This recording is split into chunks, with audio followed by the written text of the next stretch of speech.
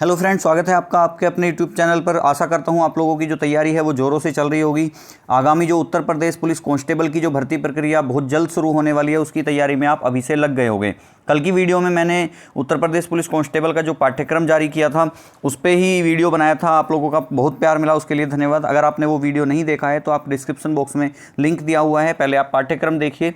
उसी पाठ्यक्रम में हम आगे डिस्कस करते हुए आज की वीडियो में आपके लिए मैं जो उसका हिंदी सेक्शन है, सामान्य हिंदी का जो सेक्शन है, उसमें किस किस टॉपिक पे आपको विशेष ध्यान देना है उसकी मैं वीडियो आपके लिए लेकर आया हूं। अगर चैनल पे पहली बार आए हैं तो चैनल को सब्सक्राइब जरूर करना।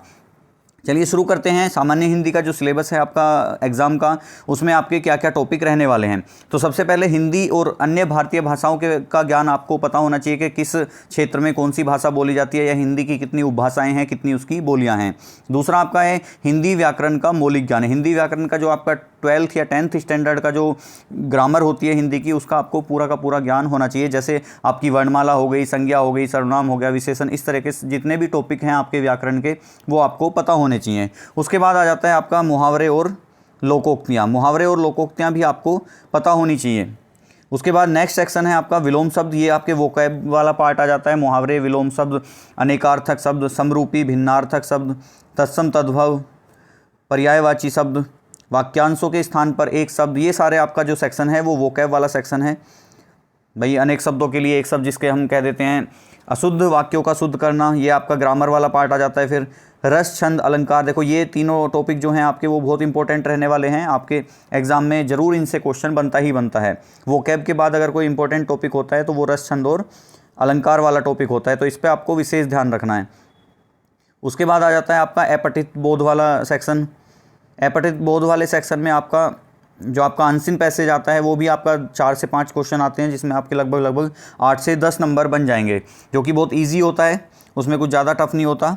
उसके बाद आ जाते हैं आपके संज्ञा से अव्यय वाले पार्ट। लिंग, काल, क्रिया, वचन, कारक, सर्वनाम, विशेषण, ये सब आपके अच्छे से तैयार होने चाहिए। ये जो सेक्शन है आपका, ये संज्ञा से अव्यय तक का सेक्शन होता है।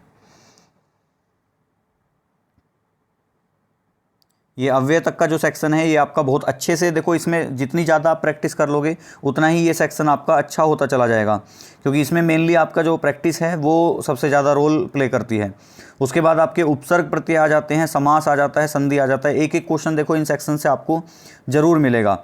उसके बाद अगर हम बात करें लेखक और उनकी प्रसिद्ध रचनाएँ, ये सबसे इंपॉर्टेंट क्वेश्चन है, और ये अक्सर बच्चों का गलत हो जाता है कि क्योंकि इसमें वो अच्छे से तैयारी नहीं कर पाते हैं। तो इस पे आपको विशेष ध्यान देना है। सबसे ज़्यादा ध्यान देने वाला जो टॉपिक है वो आपका यही हो जाएगा, लेखक और उनकी प्रसिद्ध रचनाएं। और लास्ट है आपका हिंदी भाषा में पुरस्कार। जिसको भी, जैसे ज्ञानपीठ पुरस्कार है, हिंदी साहित्य का जितने भी पुरस्कार होते हैं वो आपको इस पर विशेष ध्यान देना है।